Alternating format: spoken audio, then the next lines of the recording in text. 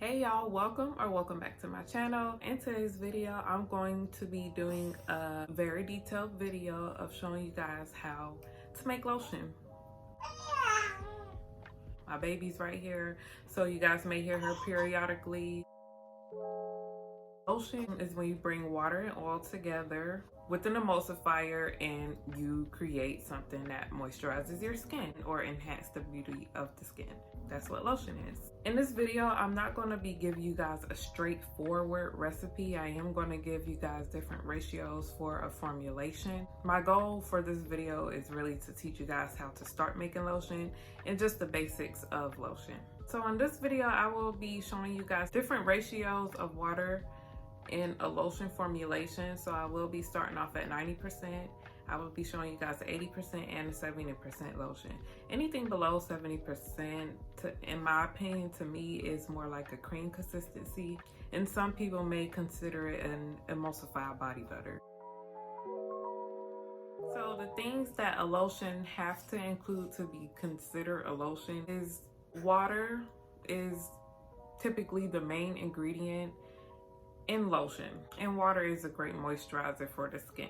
Some people also use aloe vera, hydrosols, or distillates, but those are pretty hard to preserve. But making a small batch with those hard to preserve ingredients just to test it out or use it for yourself, maybe making an 8 ounce at a time, that may be cool. But to make big batches of it and like sell them, I would be cautious of that. We're just gonna start with water, plain old water. The next thing a lotion will need is an emollient.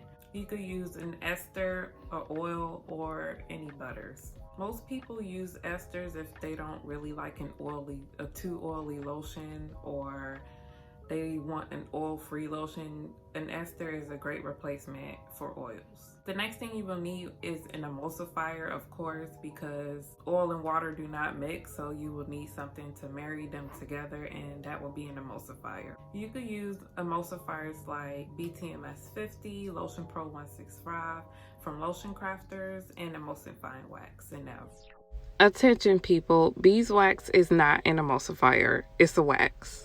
You're also going to need a preservative. Preservatives keep the yeast, the mold, and the bacteria out of your lotion, and those accumulate very quickly in an oil and water emulsion. So you're going to need a preservative if you're going to make a lotion, especially if you include hydrosols or aloe vera at a high percentage. Some examples of a preservatives would be Liquid Germa Plus and Optifin Plus. Attention once again, essential oils are not a preservative, so don't do it. Now, preservatives are a bit tricky. Some may require a set pH, and some may require you to add them at the cool down phase. Now, this last one, which is the humectant, is not too much of a priority, but to me, in my opinion, it is, because it's there to lock in the moisture. I mean, we do need that for a lotion, right? Right. Some examples would be glycerin, which is the most common. Vegetable glycerin is what I use. They have sodium lactate, and they also have honeyquat and much more out there. You like all the lights? She like all the lights. Now, the equipment you're going to need: a scale weighing in at 0.01 grams, an immersion blender, a heat-proof beaker or bowl, and glass stirring rods, packaging, a pan for a warm water bath, and pipettes. You may also want to consider having some gloves on hand, a hairnet or a bonnet, and an apron. Now for our formulation, the percentage is going to equal out to 100%. But over time, once you get used to formulating, in my humble opinion, it is okay to go over 100%. Nothing's gonna happen. I'm not a professional, but I still got formulations from 2 years ago that the oil and water are still married together, and I go over 100% all the time. Nothing happens. So yeah, but this is a beginner friendly video, so we're just gonna stick to 100. Before we do anything, you would want to start off by sanitizing your equipment and your packaging and anything that you're going to use.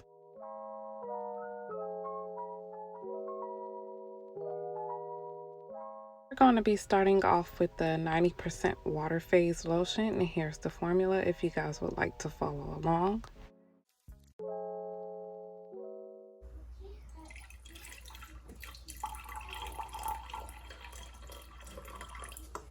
For now, I'm just going to give you guys a visual of what I'm doing. I'm going to go into further detail when I show you guys the 70% lotion, which is a true lotion consistency in my opinion. I figured since the water content was going to be pretty high in majority of the formulation, I figured using a hard stiff butter will help that out just to try it out. For this formulation, I did not use a fragrance oil since cocoa butter has such a strong chocolate smell already, and I did not want to interrupt that smell with the fragrance oil. But if you guys do want to use a fragrance oil, just take 1% out of the water phase and use that 1% as your fragrance oil. Now, there's a myth going around that you have to pour the oil phase into the water phase, but if you pour the water phase into the oil phase, it is completely fine. I do it all the time because it would completely bother me if I leave behind that much oil in a beaker. Water slips out the jar more easier, and that is why I do it that way. But to each its own. Moving on over to the 80% water formulation, if you guys want to follow along. Here's the formulation, and I'm just going to be grabbing everything that I will be using.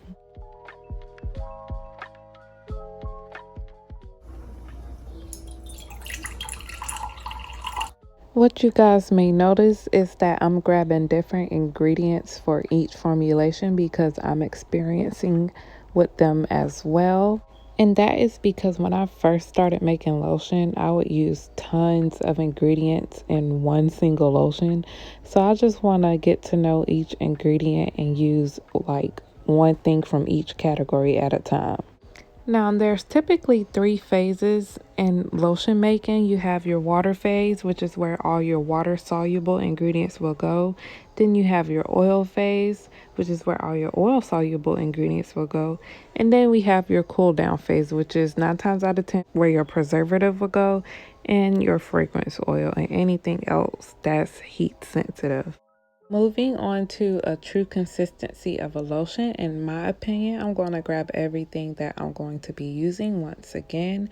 We're first going to start off by weighing the water phase, and once you get done adding everything in your water phase, make sure you take the beaker off the scale and weigh the whole container and write that down somewhere, because when you heat and hold, you're going to lose water from condensation and you want to make up for the water lost. Now, moving on to the oil phase, I'm just going to weigh everything out, and if you have trouble with weighing things out, make sure you weigh each ingredient in its own container. That way you won't mess up or add too much of anything. And we're just going to heat and hold both of these together for about 20 minutes. Remember, you weighed your water phase at the beginning. Now, after the heat and hold phase, make sure you take that and weigh it again, and you should have lost some water due to evaporation. Make sure you go back in with some water and make up for that loss, because it could make a big difference in your lotion. Just about any scale you purchase, it will be sensitive, so I would recommend you use a napkin or something under the scale to protect it. Now, once both phases are around the same temperature, we're going to combine them together and we're going to blend them up. Now, to avoid the foam, make sure you use an immersion blender instead of a milk frother or a mini mixer. And to make sure everything is emulsified together, you want to make sure you mix for about 3 to 5 minutes. Once everything has cooled down, you would want to go in with your cool down ingredients. In my case, it's my fragrance oil and my Liquid Derma Plus, which is my preservative. And a tip for Liquid Derma Plus is super thick. So if you want to get that through the pipette, you may want to cut the tip off the pipette so the hole could be a little bit bigger. Now I'm just going to cover everything up with saran wrap and label them and let them sit for 24 hours before I package them. Here is the consistency of the 90% water formulation. With me using my mini frother, it did fool me. I thought it was going to be a little bit thicker from the foam on top, but that was not the case. This consistency is worthless to me. I don't recommend anybody use 90% water unless they decide to exceed the 100% formulation rule, quote unquote. But when I was rubbing this into my skin, it just felt like straight water. I was just rubbing water into my skin with a tiny amount of moisturizer.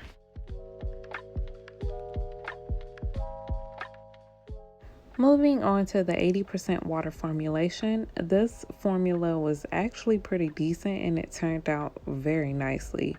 It had just the right amount of moisture for any consumer, I believe so. I would actually come up with the formulation for a spray lotion, and I would have to share it with you guys because this formula was actually pretty decent. So I would have to come up with the formula and share it with you guys with more added beneficial ingredients to it. I did make sure to go in and spray my skin with alcohol just so I could rate each lotion fairly.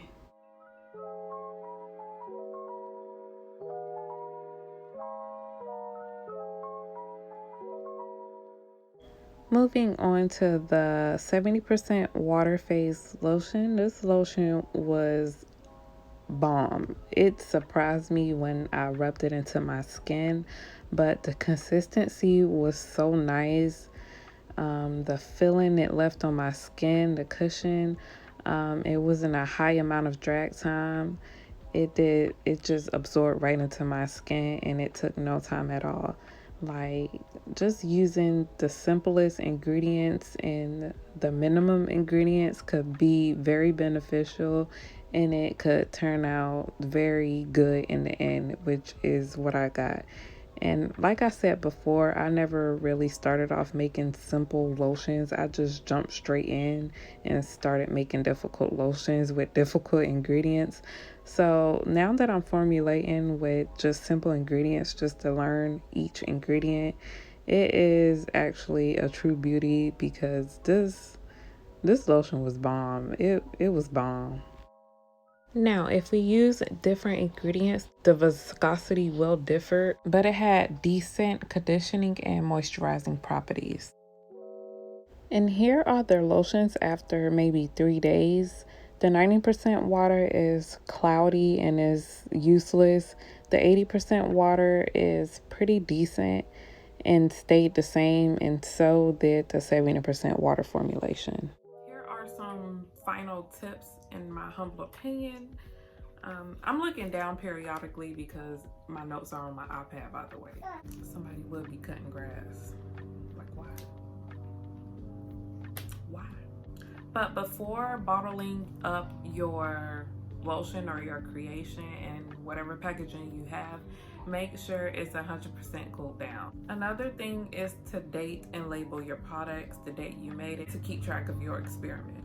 Another thing to have is a notebook to record your formulation, the process of how you made it, if there were any mistakes, anything you see visual, just write it down, the texture of it, the consistency of it. Just, it's good to write all that down and keep track of it. And if you want to repeat that formula, yeah, just write them down. And also record it 24 hours later and maybe a week down the line to see if anything changed in the lotion. Also, it's good to have some put up to see how it may or may not change throughout the year and throughout different temperatures, like the colder temperature and the warmer temperatures. If you use a different ingredient or anything, then the viscosity will be different. I made this video as informative as I possibly could. I hope y'all found it helpful. Give this video a thumbs up if you guys did, and if you guys want to see more videos like this. I also have a detailed video explaining how I make my body butters. Make sure after this video you go ahead and head on over there and watch that video. Okay, you guys, so let me know in the comments down below which ratio worked out best for you, or which one you like the best, or which one you may be trying.